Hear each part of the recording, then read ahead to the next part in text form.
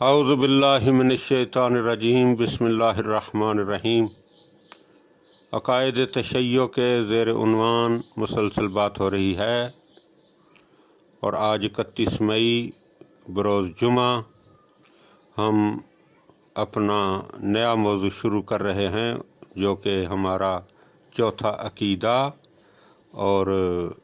جسے ہم امامت و ولایت کا نام دیتے ہیں۔ ہمارا عقیدہ ہے کہ امامت اصول دین میں سے ایک اصول ہے، اور اس کو مانے بغیر مسلمان کا ایمان پورا نہیں ہوتا، اور اس کے بارے میں اس کے لیے باپ داداؤں، رشتہ داروں اور مربیوں کی تقلید جائز نہیں ہے، چاہے وہ کتنا ہی بلند مرتبہ کیوں نہ رکھتے ہوں، بلکہ توحید اور نبوت کے مسئلے کی طرح اسے بھی تحقیق اور دلیل کی مدد سے سمجھنا چاہیے۔ فرض کیجئے کہ امامت اصول دین میں سے نہیں، تو یہاں ایک دوسرا مسئلہ پیش آتا ہے، اور وہ یہ ہے کہ ہر مکلف کے لیے، یعنی جس پر دینی احکامات فرض اور واجب ہو جاتے ہیں، فرائض سے عہدہ برا ہونے کا یقین حاصل کرنا ضروری ہے، اور یہ یقین امامت کے عقیدے کی نفی یا اثبات سے وابستہ ہے، لہذا عقل امامت پر اعتقاد رکھنے کو ضروری سمجھتی ہے، پس ایسی صورت میں تقلید جائز نہیں ہے۔ ہم یہ فرض کرتے ہیں کہ ہم سب شرع مقدس اسلام کی طرف سے فرائض اور احکام کے پابند ہیں، لیکن یہ احکام ہمیں قطعیت کے ساتھ ٹھیک معلوم نہیں ہیں،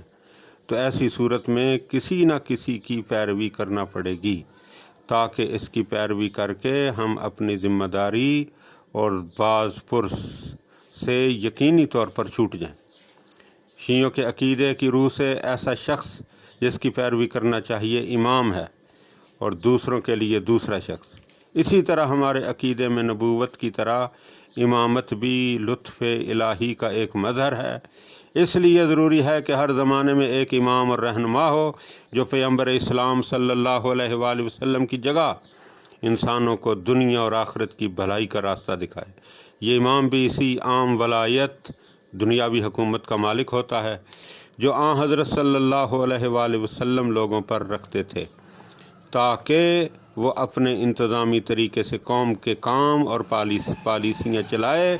اور انسانوں میں انصاف قائم کرے اور ظلم و ستم کا خاتمہ کر دے۔ اسی بنا پر امامت نبوت کا لاحقہ ہے، جو دلیل پیغمبروں کے بھیجنے اور مقرر کرنے کا سبب بنتی ہے، وہی پیغمبر صلی اللہ علیہ وآلہ وسلم کے بعد امام مقرر کرنے کو واجب بتاتی ہے۔ اسی لیے ہمارا عقیدہ ہے کہ امامت کا منصب خدا کی طرف سے اور پیغمبر خدا یا پچھلے امام کی زبان سے طے ہونا چاہیے۔ یہ لوگوں کے آزادانہ انتخاب یا اختیار سے طے نہیں ہوتا، چنانچہ عام انسانوں کو یہ حق ہی نہیں کہ وہ جسے چاہیں امامت پر مقرر کر دیں یا اسے رد کر دیں اور پھر بغیر امام کے گزر کریں، بلکہ رسول اکرم صلی اللہ علیہ وآلہ وسلم کا ارشاد گرامی کہ من مات ولم یعرف امام زمانے ہی مات میتۃ الجاہلیہ، کہ جو شخص اپنے زمانے کے امام کی معرفت کے بغیر مر گیا وہ جاہلیت کی موت مرا۔ اسی لیے کوئی زمانہ ایسے امام سے خالی نہیں رہ سکتا جس کی اطاعت واجب ہو اور جو خدا کی طرف سے مقرر کیا گیا ہو، یعنی ہر زمانے میں خدا کی طرف سے مقرر کیا ہوا ایک امام ضرور موجود رہتا ہے، اور اس کی اطاعت لوگوں پر واجب ہوتی ہے، خواہ لوگ اسے مانیں خواہ نہ مانیں، چاہے اس کی نصرت کریں چاہے نہ کریں، خواہ اس کی پیروی کریں خواہ نہ کریں، چاہے وہ آنکھوں کے سامنے ہو چاہے آنکھوں سے اوجھل، کیونکہ جس طرح پیغمبر اسلام صلی اللہ علیہ وآلہ وسلم کا غار ثور اور شیب ابی طالب میں لوگوں کی نظروں سے اوجھل رہنا درست ہے، اسی طرح امام کے غائب ہونے میں بھی کوئی عذر، شبہ یا اشکال نہیں ہو سکتا، اور عقل کی روح سے امام کے غائب رہنے کی مدت میں کمی بیشی بھی کوئی فرق نہیں رکھتی۔ خداوند عالم قرآن مجید میں ارشاد فرماتا ہے وَلِكُلِّ قَوْمٍ ہاد، ہر قوم کے لیے ایک رہنما ہوتا ہے، سورہ رعد آیت نمبر 7۔ اور پھر وہ یہ بھی ارشاد فرماتا ہے کہ ام من امۃ الا خلا فیہا نذیر، کوئی امت ایسی نہیں ہے جس میں